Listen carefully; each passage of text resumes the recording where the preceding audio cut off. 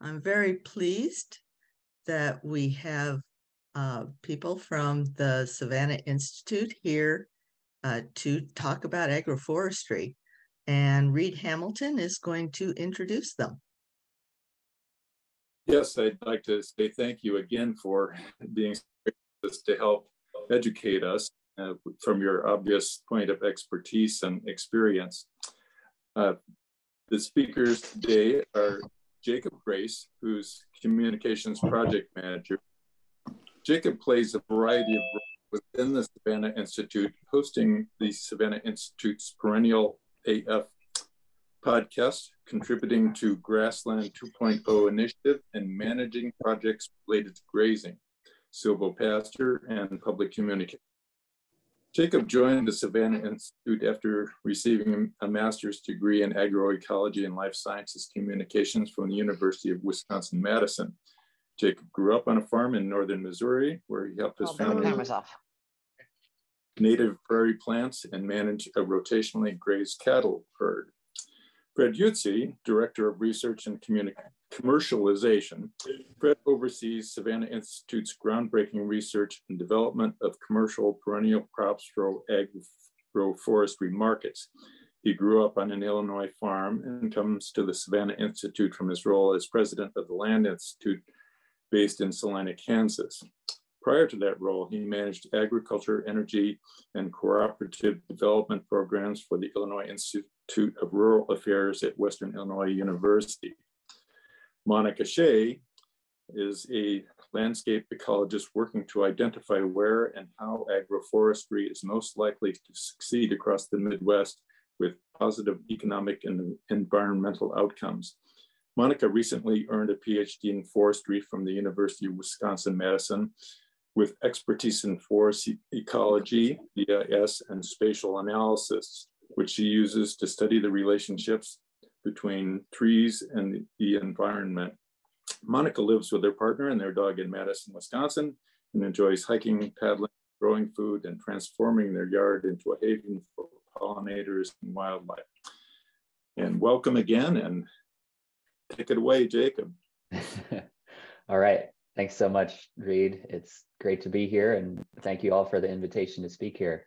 I'll also just mention briefly that we have another Savanna Institute staff member joining us, which is Kate Werson, who is on our administrative team. So Fred and I do travel with a little bit of an entourage, as he said. So we're all glad to be here, and hopefully between the four of us, we can answer any questions you may have and give you an introduction to agroforestry, which is a big part of our work, and we are really thinking about in terms of the Farm Bill this year. So just to kind of give an outline of what we're going to talk about today, I'm going to kind of give you the who, what, when, where, how of the Savanna Institute and of agroforestry, talking a little bit about who we are, what we do, and what agroforestry is. And then I'm going to turn it over to Fred IUTZI to talk more about the climate impacts of agroforestry and how that relates to policy considerations.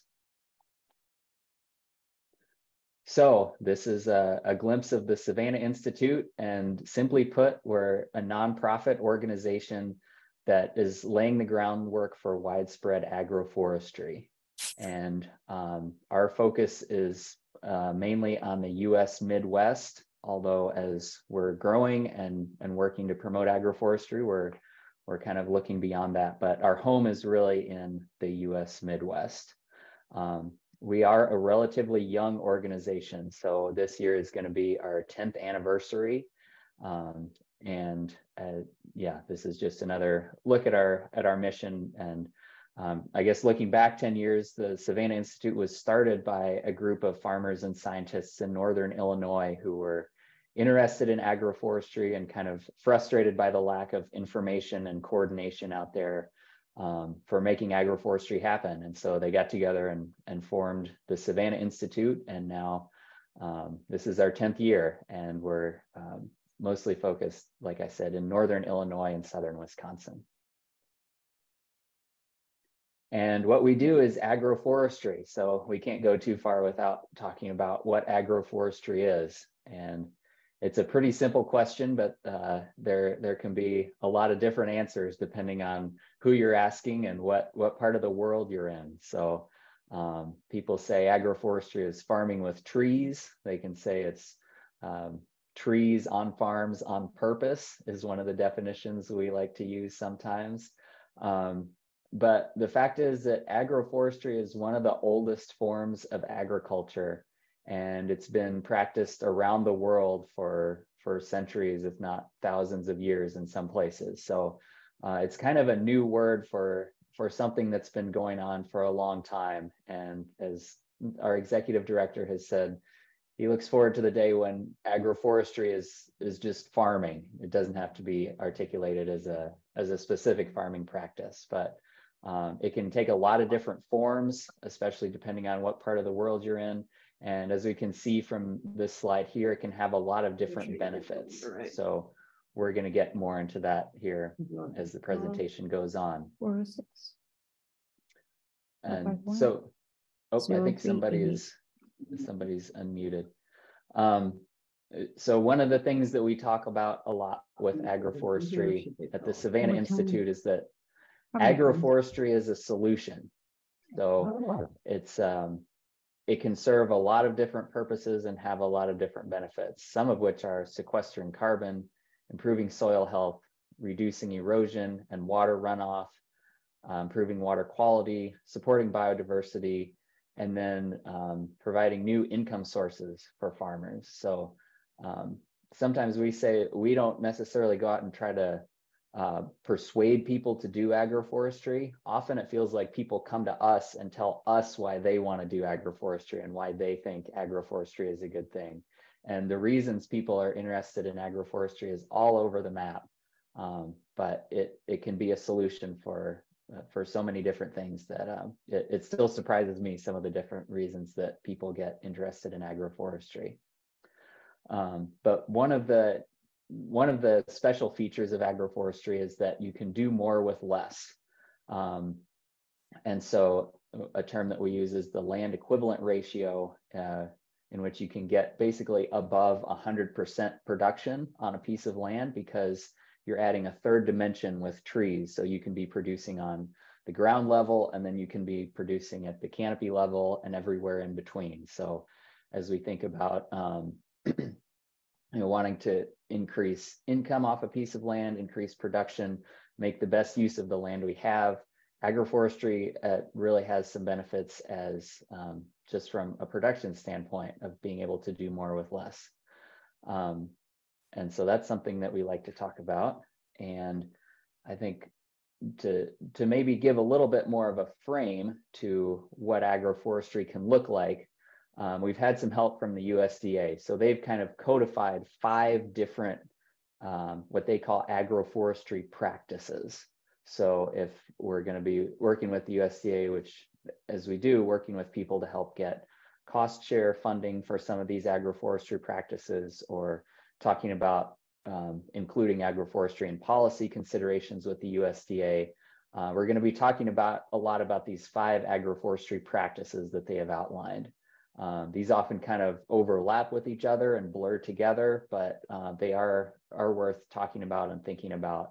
And so I'm not going to go through all of them now, but I will talk briefly about 2 of them, because here in the Midwest, when we're talking with people about getting started with agroforestry, often one of the first questions people have is, what do you do with the land while the trees are just starting to grow? Because they don't want to take a big acreage out of production and wait 10 years for these trees to grow. So there are a couple different ways you can get started with agroforestry. And one of the most common ones, especially here in the Midwest, is alley cropping. So this is continuing to grow crops, often annual crops, between rows of trees.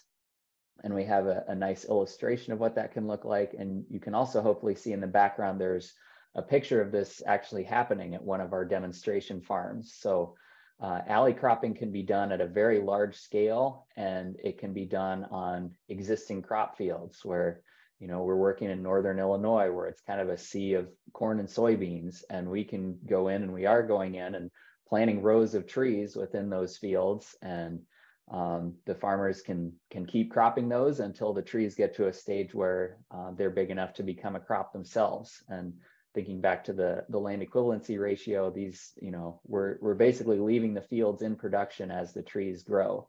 And then as the illustration shows, as the trees grow up, the crops can shift until eventually the trees kind of take over, and then they're the main crop on that land. So that's including including trees in cropping. And then the other example we talk about a lot is silvopasture, which is incorporating trees into pasture and livestock production. And this is something we see a lot in Wisconsin. We see more in Missouri, which is where I'm from originally. And this is incorporating trees into pasture, and it can happen two different ways, really. You can start with a pasture and add trees to it, or you can start with a forest that's not doing that great, and you can thin out the trees and establish some forage underneath it to develop a pasture system. That we do like to mention that there is a negative environmental history of grazing in the woods, and that's definitely not what silvopasture is, just letting your livestock run loose in the woods. For when silvopasture is done well, the farmer is managing for three things at once. They're managing their trees, they're managing their livestock, and they're managing their forages. And they have to be doing that in a way that all three are growing and flourishing and supporting each other, because that's really the goal of a healthy silvopasture. So those are two examples of agroforestry that we talk about quite a bit.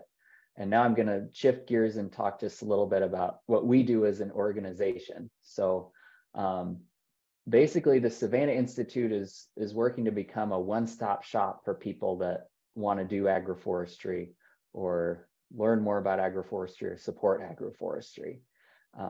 And like I said, our focus is mostly in the Midwest, but we're kind of thinking how we can support agroforestry beyond the place where we're operating. So I won't get into this diagram too much, but I'd like to run through some of the key things that Savanna Institute is doing and how they might be relevant to climate mitigation and to policy considerations. So the first one I'll talk about is research, and we can hear a lot more about this from Fred and from Monica.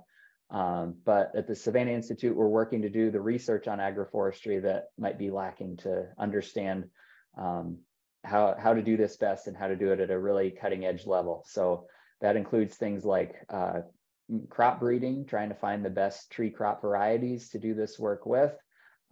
It includes things like this, the map that Monica has developed as part of her work, which is trying to use modeling to figure out what the best locations are for some of these tree crops that we're working with. And yeah, just really anything we can do to help get a better understanding of how to make agroforestry work and how to be successful with it. Another big thing that we're doing is demonstration. So we have a growing network of demonstration farms throughout the Midwest, mainly through southern Wisconsin and northern Illinois, as you can see in this map. This had, until recently, this was us partnering with other landowners and other entities where we were kind of supporting them as they did most of the agroforestry themselves. But as we've been growing in recent years, we do have several properties now that the Savanna Institute owns. So we're able to implement more long-term research trials and develop more forward-thinking demonstration sites where we can do some things that might take a long time to reach their full potential. So that network is really kind of getting established just west of Madison, Wisconsin, which is where I'm based. You can see it up in the map here. So we're really just trying to do everything we can to show people what agroforestry can look like on the ground, make it so people can see it, touch it, ask us questions about what's actually working and what's not working, and really make it more tangible to people, show it on a lot of different landscape types, different climates, different soils. This is really our opportunity to make agroforestry real for people. We're also working on commercialization of tree crops, because this is as we're thinking about how to scale up agroforestry in a big way and make a significant impact on the landscape, we're going to need what one of my colleagues refers to as the sucking sound of demand of people wanting these agroforestry products and driving the production of these agroforestry products. So what you can see here is a report that we've developed. It's called Overcoming Bottlenecks in the Eastern U.S. Chestnut Industry. So this is a project we worked on. We now also have one for hazelnuts, just kind of looking at the whole supply chain and markets for some of these tree crops and figuring out what the bottlenecks are and what it would take to kind of free up different things in the markets and at the downstream end of the supply chain to promote some of the things happening on farms and on the upstream end of the supply chain. As we're growing here in recent years, we're building out an adoption program. So this is where the Savanna Institute is able to work one-on-one with farmers and landowners who want to adopt agroforestry, but who need someone to kind of be their guide, to hold their hand or be their coach as they're going through this, help them avoid some of the common pitfalls, help them access the cost share funding options that are available through USDA or for other sources. But this is something that we're scaling up and we're really excited about. We're going to be hiring a number of new technical service providers this coming year and really building our capacity to be that one-stop shop where people can come to us to start doing agroforestry and have someone work with them one-on-one to make this happen. And then we do a lot of different activities which all kind of fall under the category of education. And this is where a lot of my work lives. So one of the things that we've done for a number of years now is have an agroforestry apprenticeship program, because again, thinking about what it's going to take to scale up agroforestry in a significant way, we're going to need a lot more people who just know how to do the work, who can take care of the trees, who can design the systems, who can maintain them. We're going to need a significant workforce who can do this. And so we're really trying to make that possible with our apprenticeship program. So we work with a number of mentor farms that are partners of ours. Some of them we've been working with for a long time. Some of them have been doing agroforestry for decades and just have a wealth of knowledge and information about how to make this work in the Midwest. So pairing them with interested people who want to get more into that world and providing the framework of these apprenticeships is something that we've been doing for a number of years now, and we see as a really important component of trying to scale up our work.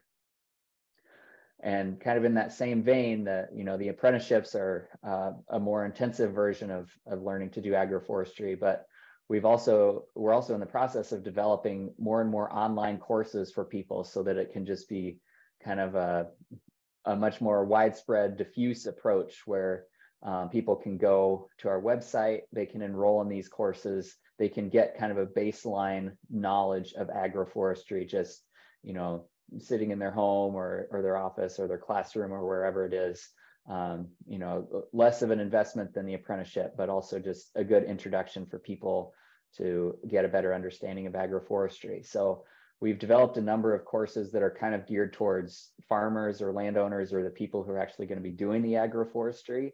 And now we're working on some new courses. One is going to be a K through 12 curriculum component that can be used by science teachers. So it's available for students and people who are still in school. We're also working on developing some courses that we're calling train the trainer courses. So these would be for people who work for NRCS or state or county agencies, people who aren't necessarily going to be making the decisions, but are going to be kind of working one-on-one with people and helping them figure out what to do with their land. So this is just another way we're trying to kind of move forward on all fronts at once. And then the last, I just included outreach here because this is a lot of what my day-to-day looks like. So that's me in this picture holding the boom mic to interview Katie, who's one of our demonstration farm managers.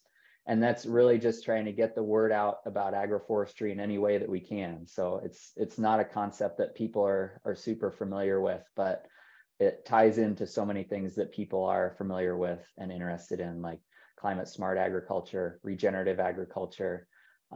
So just kind of being a part of those conversations and letting people know that agroforestry is a solution and that we can work with them to help make more agroforestry happen in the Midwest and beyond. So that's my last slide. That was a bit of a whirlwind, but I'm going to stop sharing my screen and I'm going to turn it over to Fred IUTZI here. Great, thank you, Jacob.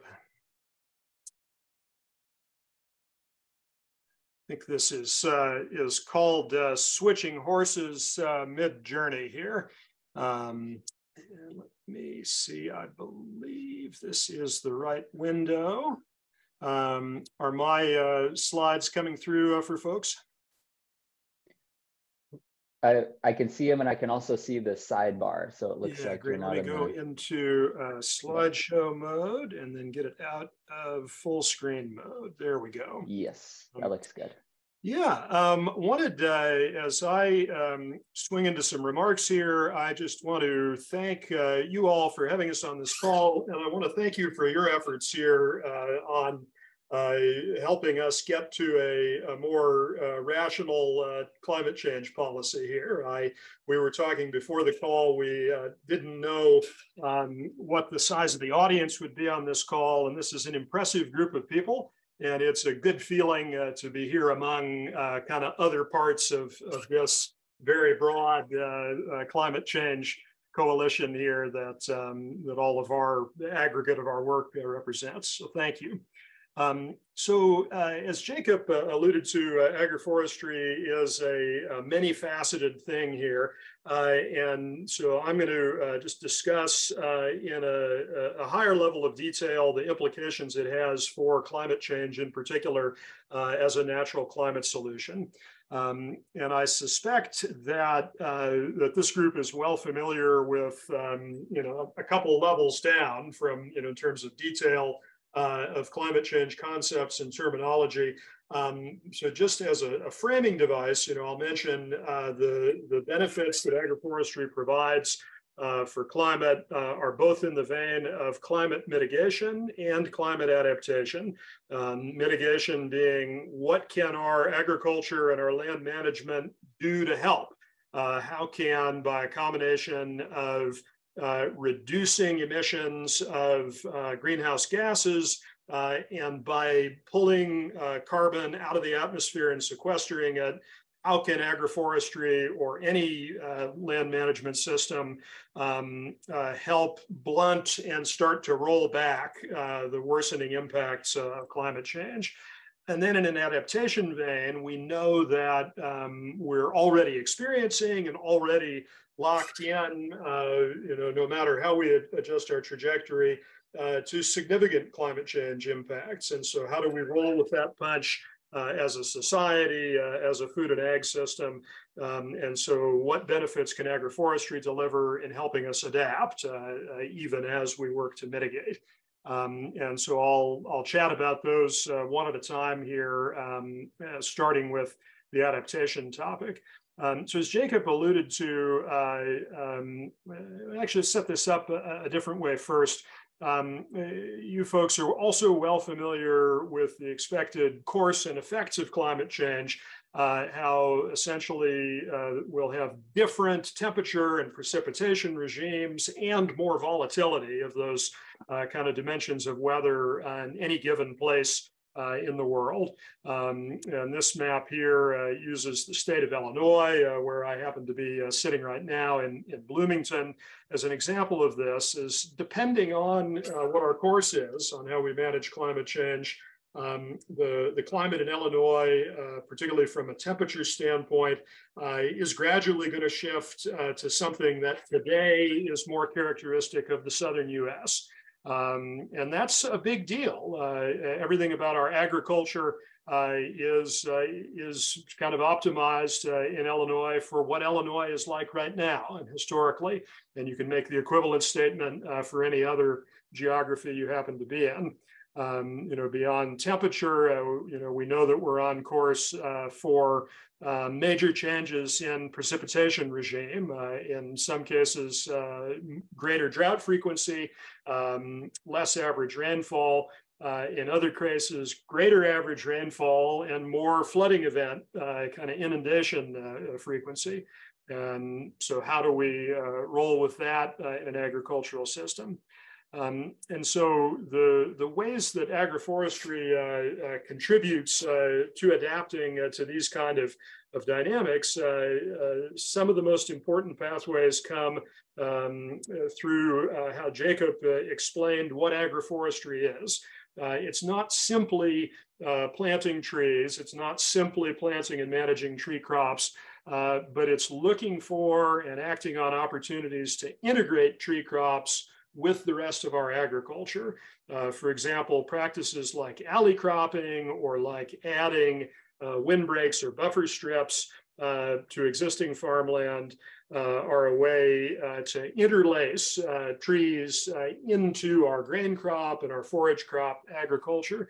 And this opens up ways that the distinct characteristics that trees have on a farm landscape can help buffer crops that are already today being grown from some climate change impacts through changing the drying effect and other kind of plant stress-inducing effects of the wind, through changing moisture dynamics and the soil in favorable ways.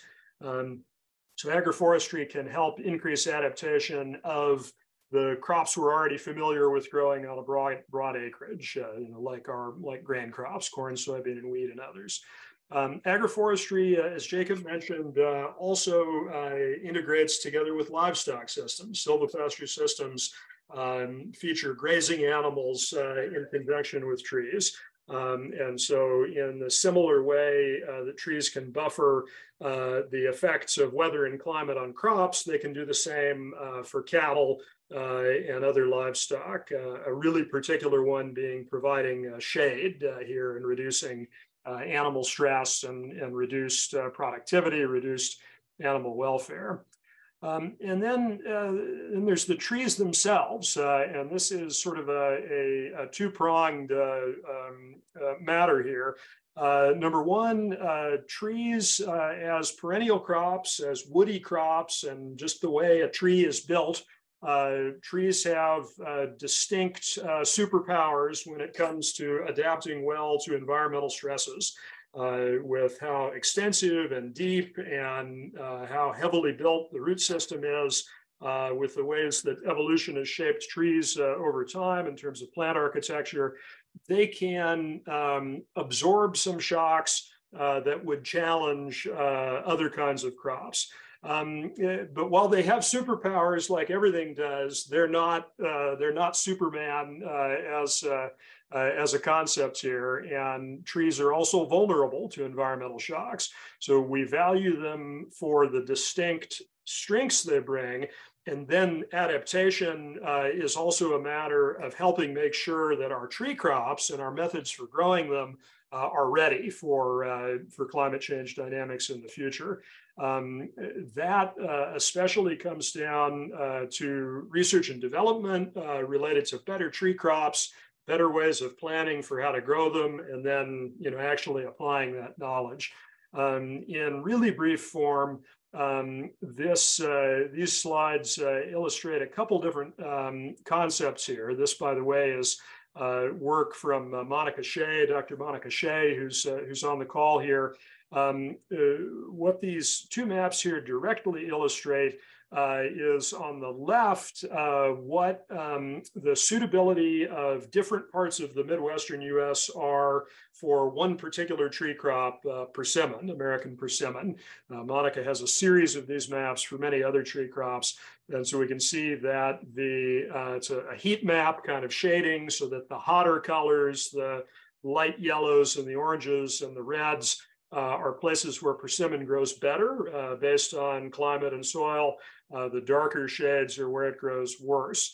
The map on the right illustrates one of the things that Savanna Institute is doing to increase adaptation of persimmon and other tree crops, and that is to breed improved varieties that have broader adaptation.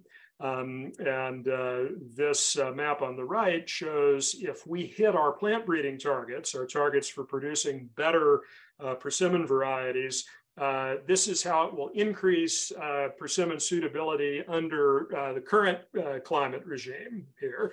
When we increase under the current climate regime, we also put an extra tool in the toolbox for the future climates that we're likely to experience, right? So that a persimmon, that if we have extra ability here, if you remember that map of Illinois shifting across the landscape, we can follow Illinois wherever it goes, and so maybe a variety that we open up new territory for today is going to be a solution for a different geography in the future.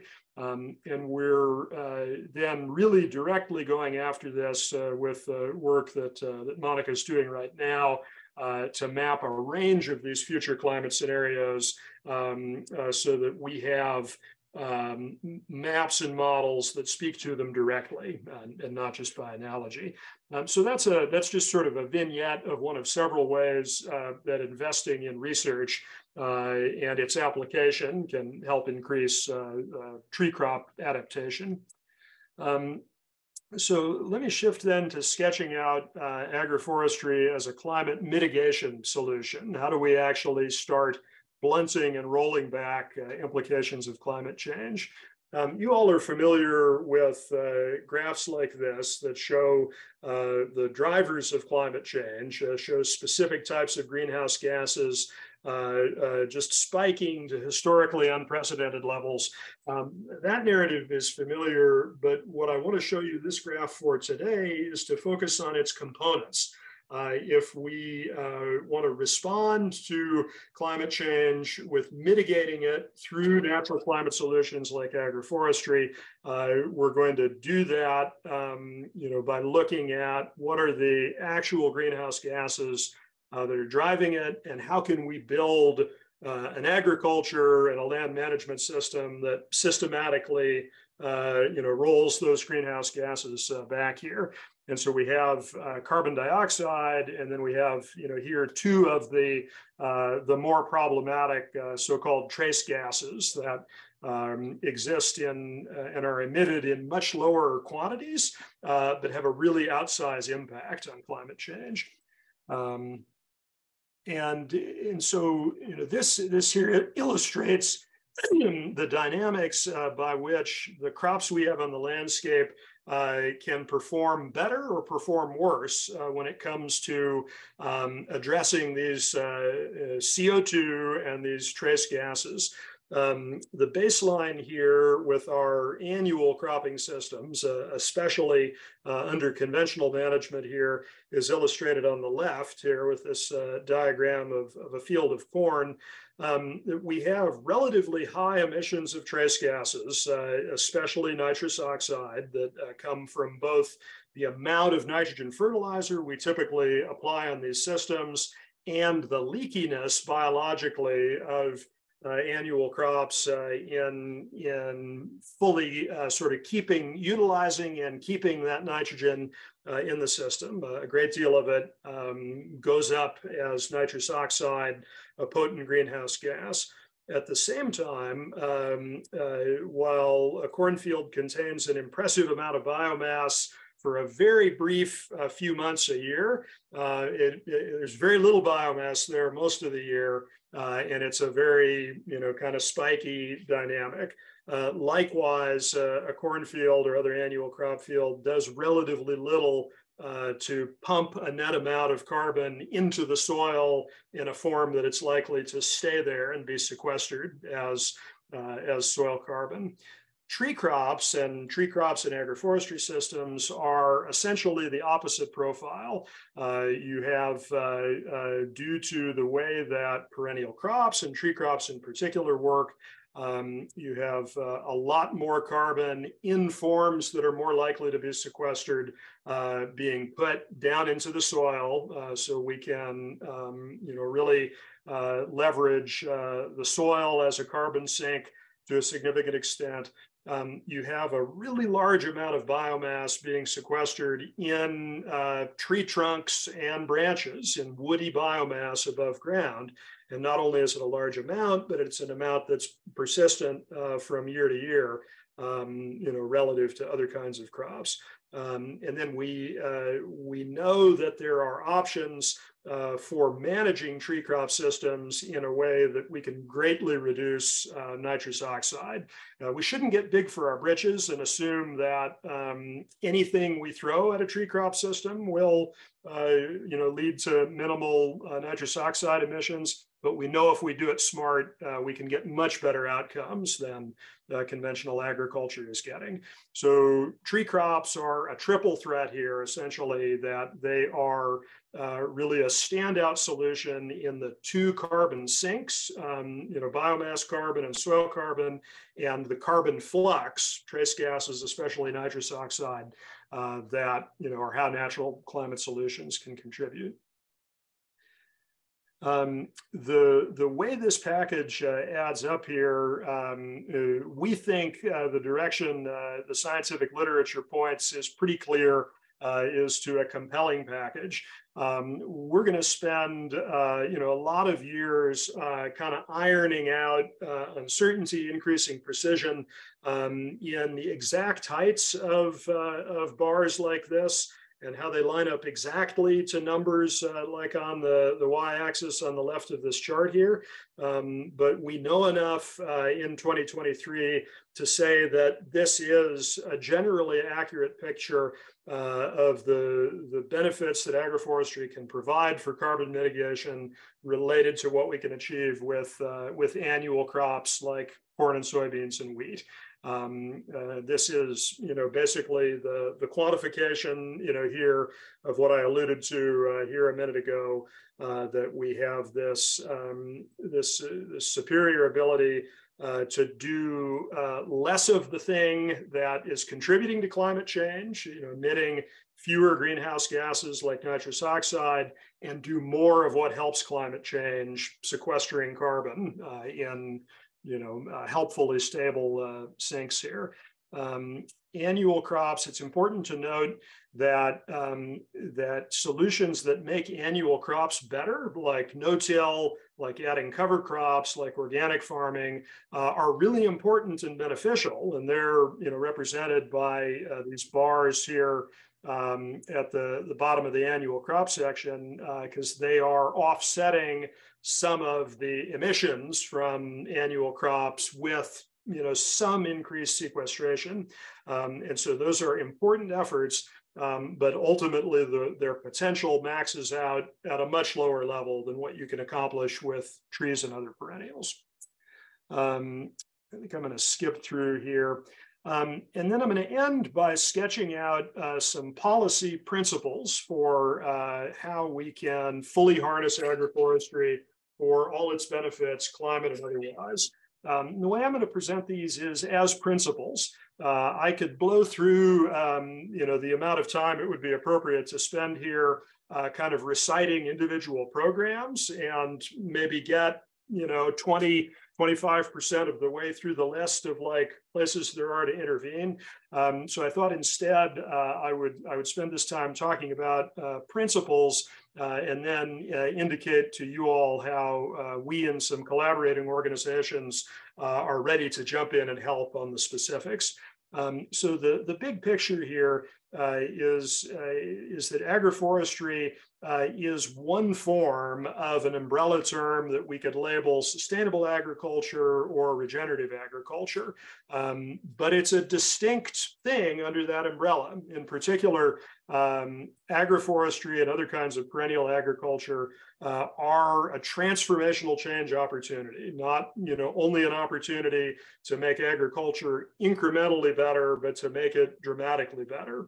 And so that's a unique level of benefit, and it comes with some unique needs.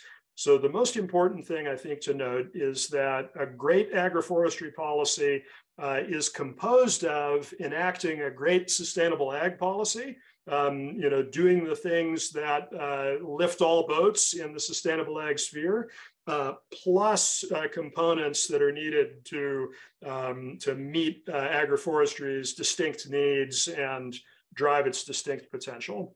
So essentially, what goes into this general great sustainable ag policy? Number one, it's appropriate to focus a lot of attention on the Farm Bill. That's not the only avenue for legislative action, but it's sure the biggest one.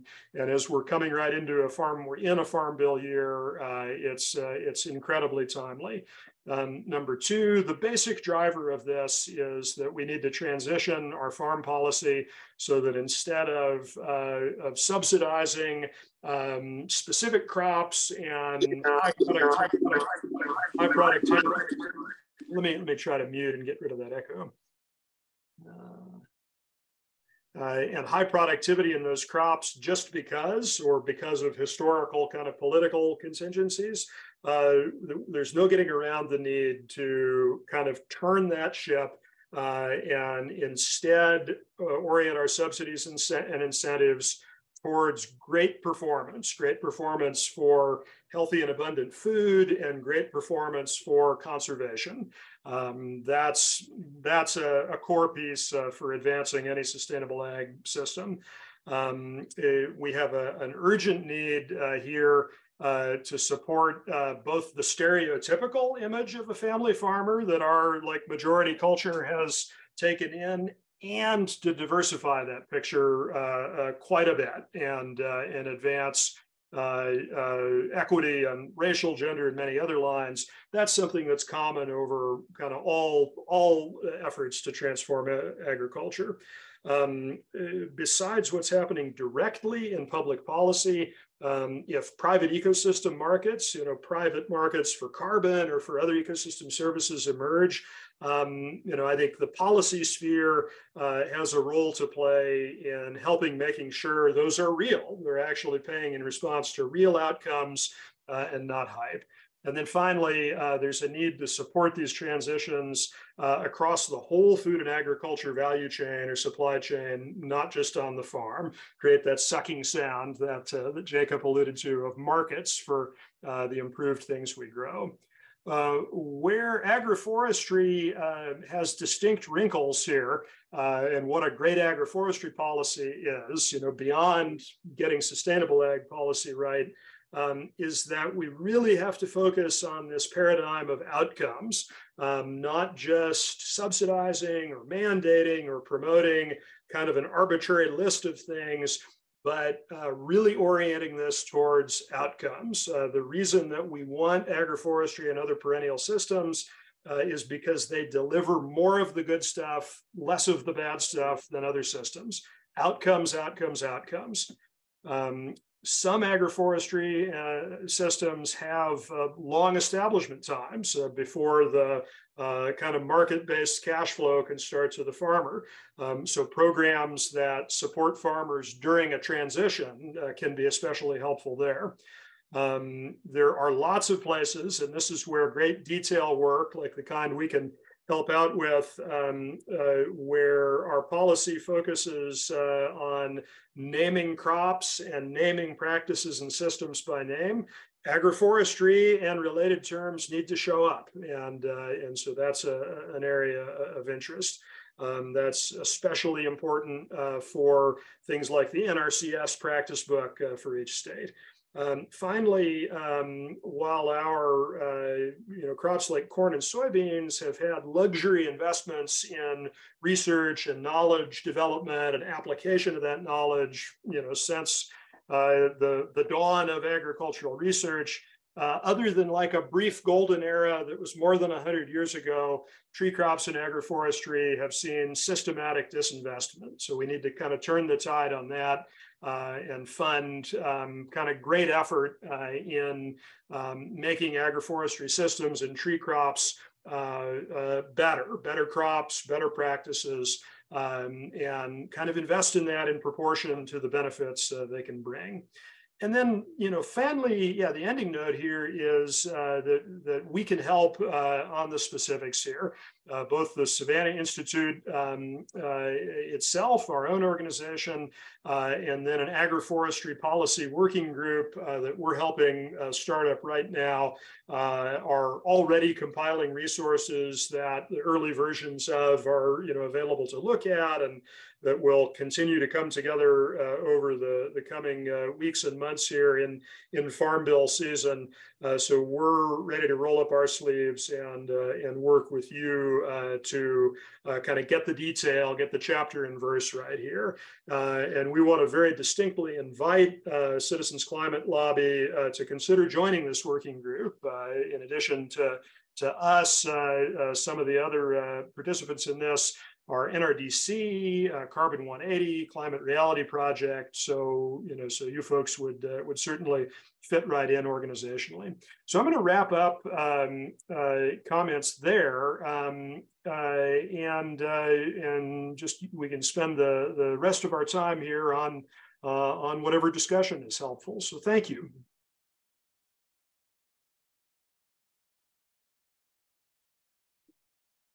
And I will go ahead and unshare, I think, so we can all have the whole screen.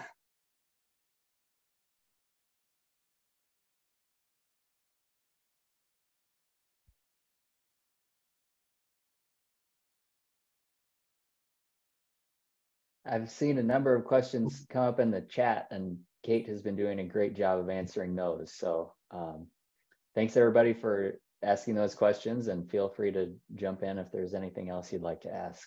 Just a bottom lining kind of question. I see that you're working towards economic competitiveness for agroforestry systems versus traditional systems. But if I was a purely profit motivated land manager or farmer, are we at the point yet where we could make a case that an agroforestry system can be equally or more profitable, or not yet at that point because of various reasons, subsidies and time taken to get to, maturity and all those kinds of things? How close are we to competitiveness? Yeah, so we can't know until we look at the situation of any individual farm. There are, depending on the characteristics of a farm and the goals of a particular farmer, we're already there for some percentage of farms in some geographies. We're close for other farmers in other geographies, and we're decades away for others. So that's really where the education process and then the one-on-one consultation process that Jacob described our agroforestry adoption program carrying out comes in, is how do we help people who are farmers who are interested in agroforestry find out if it aligns right now, or if they need to hit the snooze button and tune in after we get some additional policy planks and additional markets. Is there an example of a typical one that is the best candidate? What's the profile of a best candidate for this kind of thing? Yeah, so I would say that that fruit or nut crop production that's aligned with existing markets for particular crop species. So crops like blueberries or raspberries, if there's an opportunity to enter existing markets, then that's a solution. If a farmer is plugged in to kind of innovative market circles in a local foods context, we can enter kind of broader markets today for a new set of crops like say black currants, things like that, and then we're working to bring along chestnuts and a few other options on a time scale that farmers that start the process now, by the time they're ready to pull the trigger on a decision, the markets may have firmed up here in another year or so. So those are options. I'll lift up silvopasture as another great one, where tree crops are ready to improve the bottom line for a cattle herd or a sheep herd right now, regardless of any tree crop markets. So,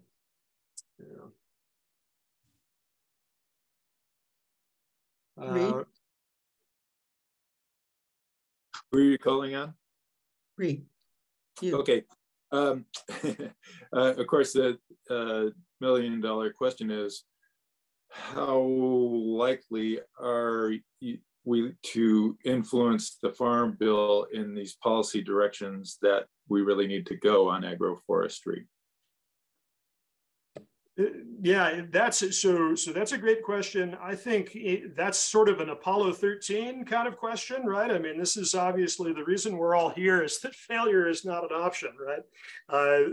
This is, we're grappling with an existential threat of climate change. We know from the examples of history that it's hard to make broad and deep policy change, and we know from the examples of history that it's possible. So it's a matter of just going at this in the savviest possible way. I don't know, how to put odds on 2023 being the cycle that that history looks back on as the point where everything started to pivot, but I actually can pretty confidently say it's as likely to be 2023 as it is any Farm Bill cycle. So I'd like to actually jump in, and if I can jump in quickly, I've been working pretty closely with the policy group, and I shared this with some folks in the chat, but I would just say that we feel like we're gaining a lot of momentum. We've been meeting with a number of Senate staffers and House staffers. People are starting to actually reach out to us because they've heard the word agroforestry. So if that's a gauge to you on, agroforestry is an unusual term, and this is a busy season for, for political staffers. So if it matters enough to reach out and say, we heard about this thing, tell us more about it. I think that's a cool gauge.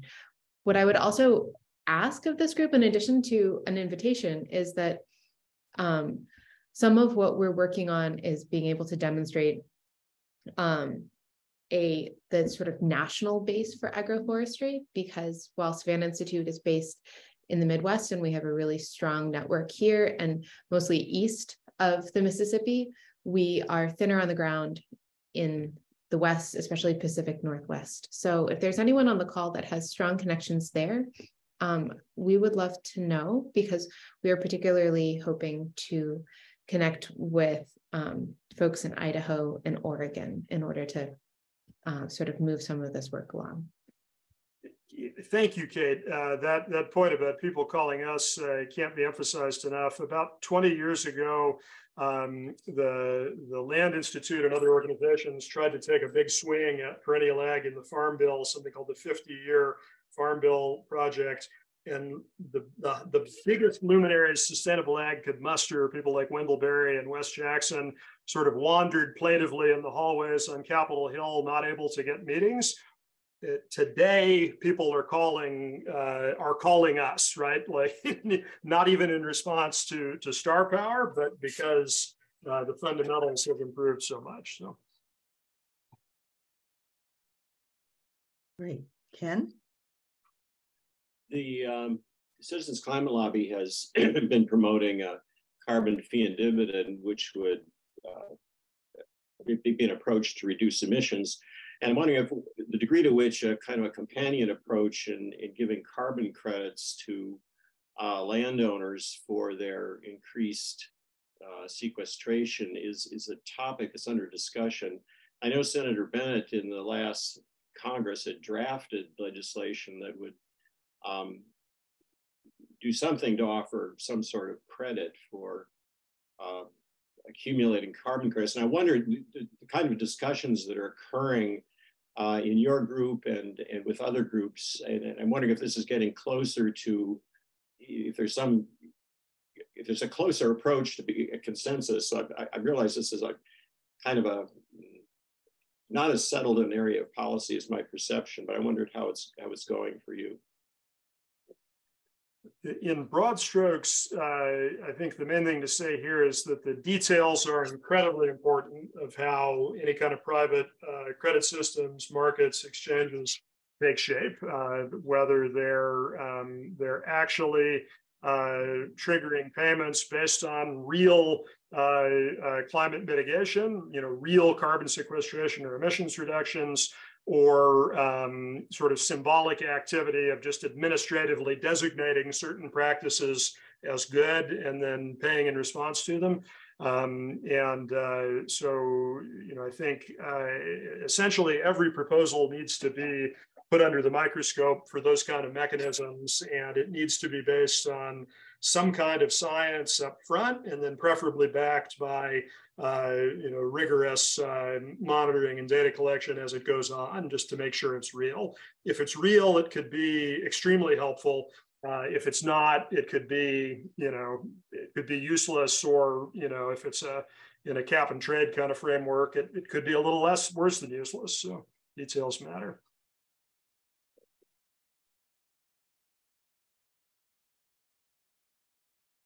David? Thank you.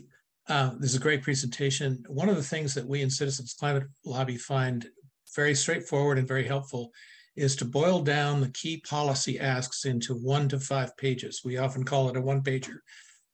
My member of Congress from Southern Maine is on the House Ag Committee, and my 2 senators are both on the Senate Climate Solutions Caucus, even though they're from different parties. I would love to be able to give them a crystallized statement of what policies you're recommending be added to the Farm Bill or strengthened in the Farm Bill. We can do that. Yeah. Kate, do you have any thoughts on exact format and timeline? I can share it with you, or if it would be simpler, we have a boiled down version of the marker bill itself that we are looking for support on. Where is that?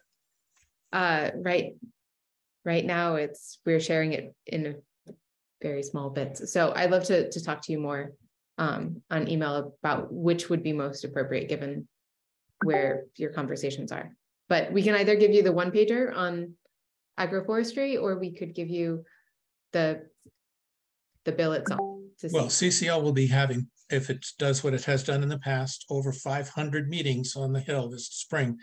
And so getting that word out very broadly through CCL leadership would be the best way. But I can try to help with that. Thank you. Great. Bernard? Yeah, hi. Thanks for the presentation. This has been really interesting. I'm out here in Oregon, and my congressman, or well, he used to, I just got redistricted. He's also now the new committee lead for the Natural Resources Committee in Congress. So, and I know the team that lobbies him, so I'm also interested in that one-pager. I think he'd be a great, a conduit to a broader conversation on this reform. But my question was, I see a lot of these initiatives, and they feel like the small farmers leading the way. And I'm wondering, have you had any really major farmers, like, thousands of acres, adopt an agroforestry approach? And, how successful are they in kind of like them being influencers on the broader farming community?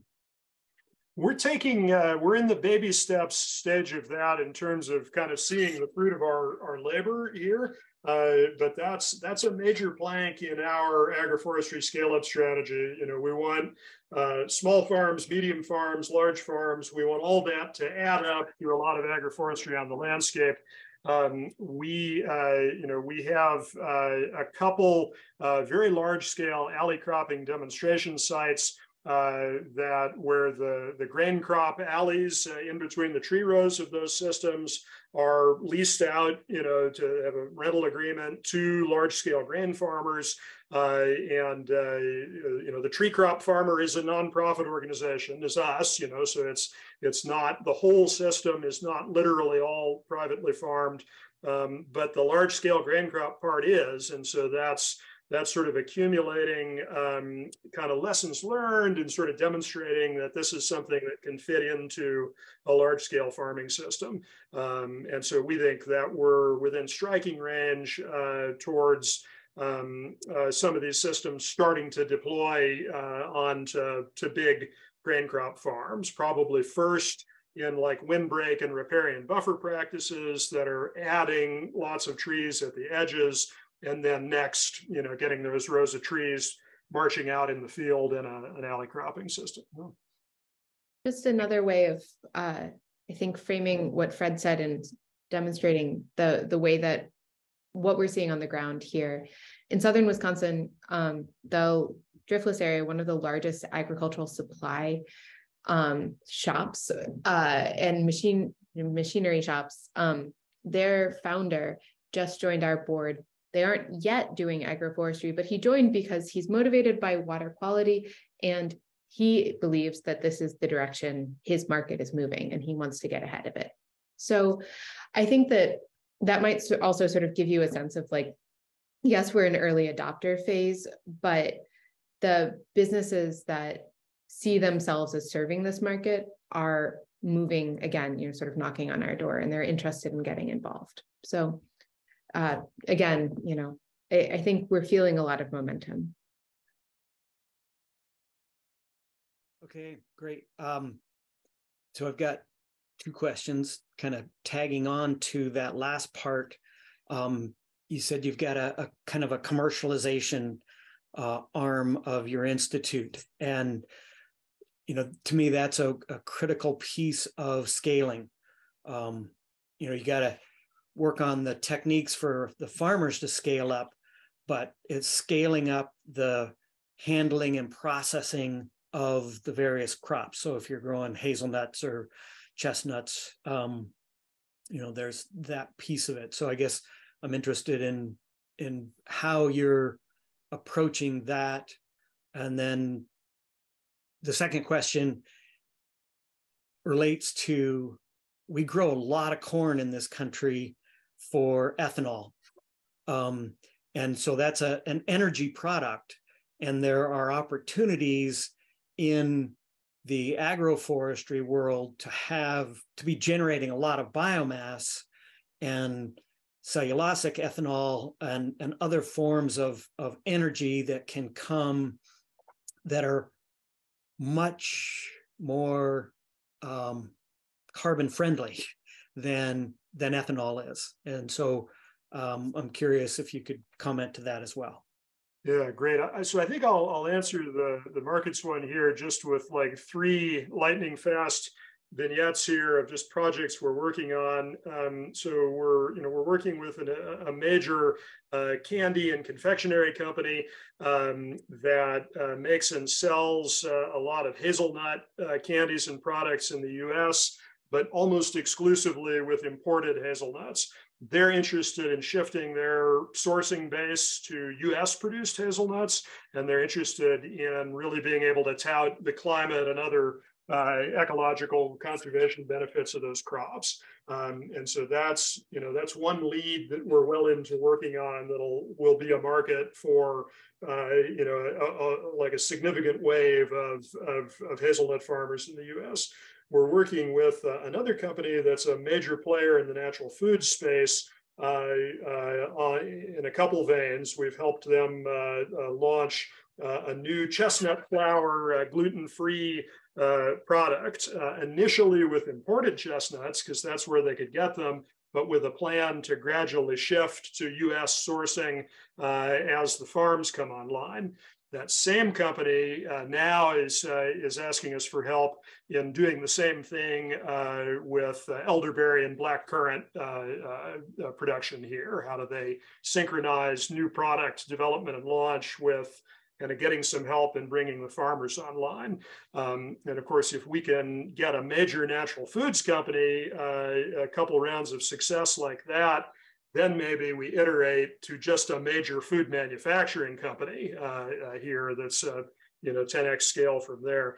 And then finally we're working in several different ways, including helping with market development, enterprise budgets, and so forth for a BIPOC owned company that is a little bit like a cooperative of individual farmers that's just starting up, that wants to raise poultry, kind of premium, process assured, value added poultry grown in agroforestry systems. Of course, chickens are so small, that hazelnut and elderberry bushes tower over them, which is kind of a cute system, but it's a system that has very, very serious production benefits, and that's an especially exciting way to really help somebody who has a robust idea and the follow through to execute on it, really open up smaller scale markets that can add up big and are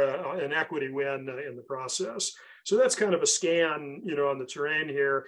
And then the possibility space definitely leads in the direction you're talking about on really, really large scale uses, including bioenergy and industrial uses.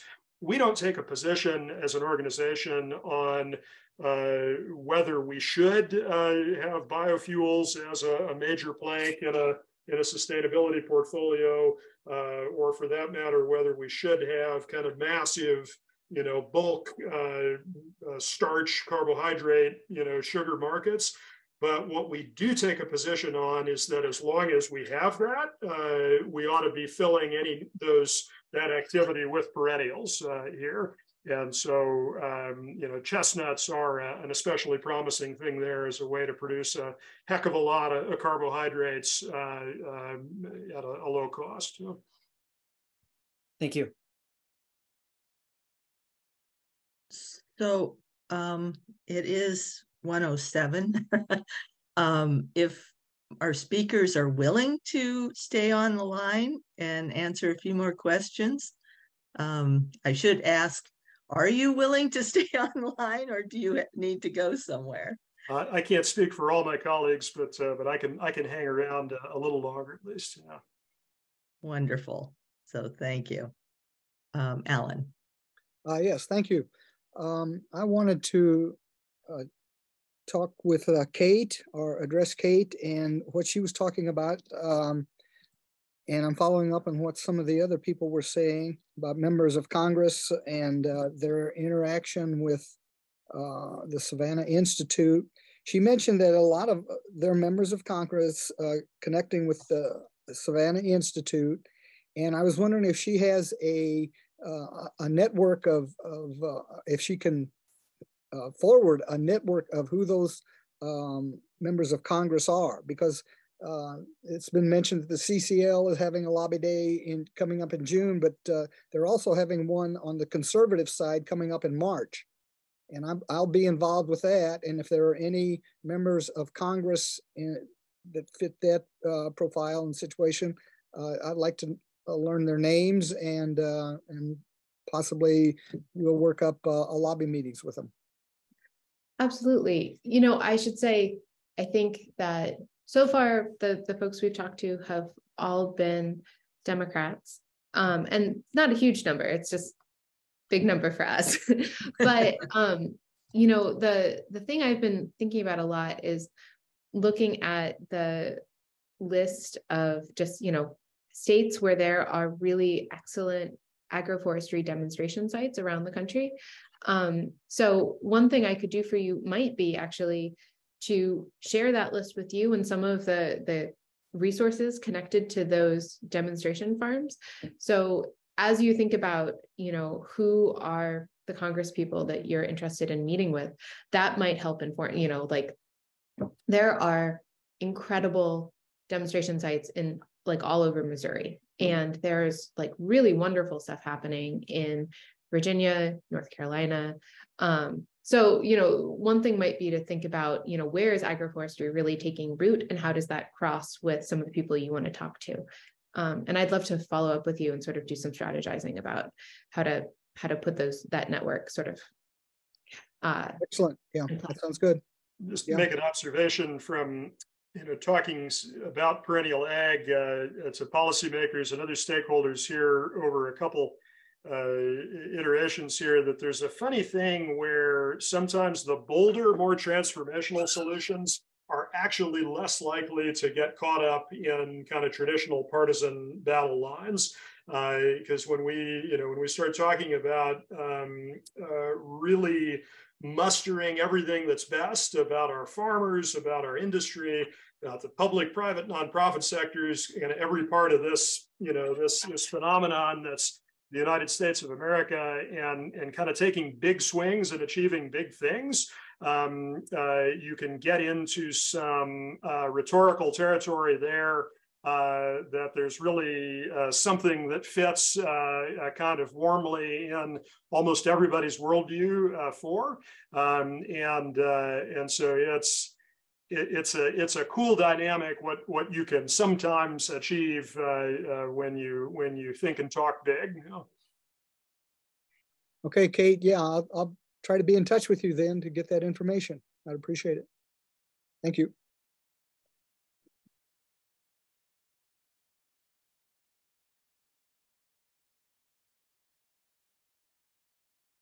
Great. Raj? Thanks, Nancy.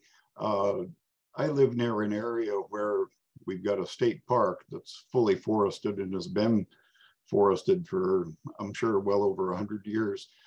Are there any other, but the state has basically, but the budgets and everything have kind of turned it over to a local volunteer group to kind of maintain it.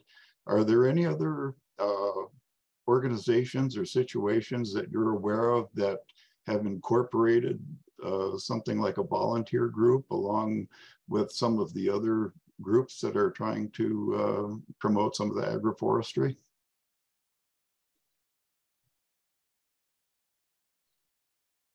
I'm not sure if I apologize. I was writing something in the chat. I got really excited, but so I'm not sure if I caught your whole question, but in Iowa, we don't have a large footprint in Iowa, but it's growing. Our apprenticeship program manager is based in Decorah and is very connected with a number of agroforestry farmers or orchardists in Eastern Iowa.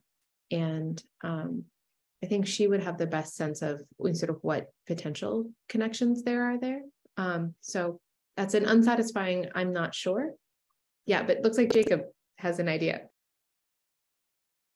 I can just add that makes me think of our demonstration farm that we have just south of Madison, which is with a county park called Silverwood Park, which is in a similar situation that a lot of the work done at that park is by an organization called Friends of Silverwood.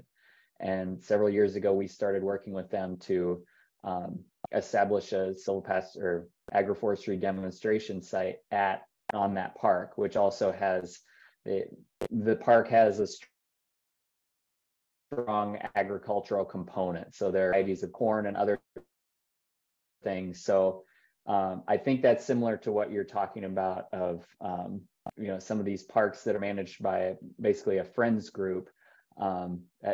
We are seeing some interest from them in agroforestry, and we've partnered with one here close to home. So yeah, we could talk more about what that might look like in your area too.